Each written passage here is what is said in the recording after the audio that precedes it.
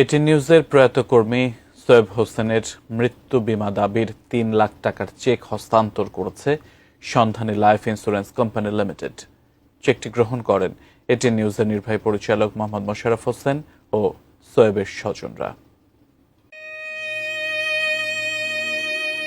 গত ৬ মে রাতে হৃদরোগে আক্রান্ত হয়ে মৃত্যু হয় এটিএন নিউজের অ্যাকাউন্টস বিভাগের কর্মী সোয়েব হোসেনের।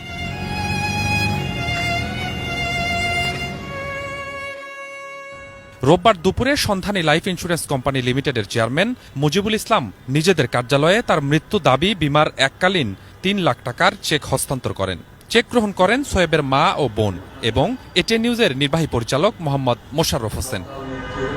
এ সময় উপস্থিত সবাই প্রয়াত সোয়েবের রুহের মাগফিরাত কামনা করেন। এটিএন নিউজের সাথে সম্পর্ক আরও দীর্ঘায়িত হওয়ার প্রত্যাশা করেন সন্ধানী লাইফ ইন্স্যুরেন্স কর্তৃপক্ষ।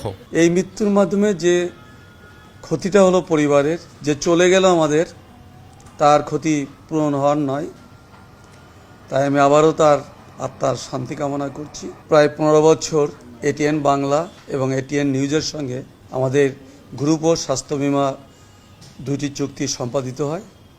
সেই থেকে আমাদের একসঙ্গে পথ চলা এবং এই পথ চলার মাধ্যমে এটিএন বাংলা এবং এটিএন নিউজ সন্ধানী লাইফের সঙ্গে একটি পারিবারিক সম্পর্ক তৈরি হয়েছে, যা আগামীতেও থাকবে। কাঠ ও পিভিসি ম্যাটেরিয়ালের সংমিশ্রণে তৈরি আধুনিক আরএফএল উডিডো, কাঠের চেয়েও কঠোর।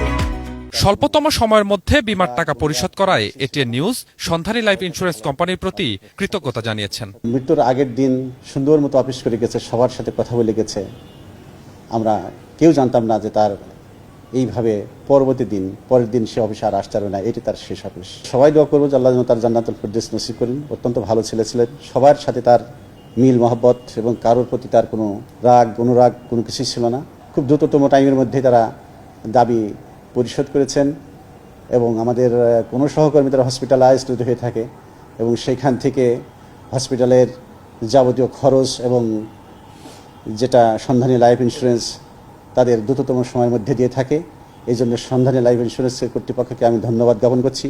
এর আগে এটিএন নিউজ পরিবারের অন্যতম সদস্য সোয়েব হোসেনের অকাল মৃত্যুতে গভীর শোক ও সমবেদনা প্রকাশ করেন নির্বাহী পরিচালক মোহাম্মদ মোশাররফ হোসেন। এ সময় তিনি এবং head of finance Khandakar Hossain Ali সোয়েবের স্বজনদের হাতে এককালীন 2,38,000 টাকার অনুদান তুলে দেন। Swapan Ahmed, ATN News, Dhaka.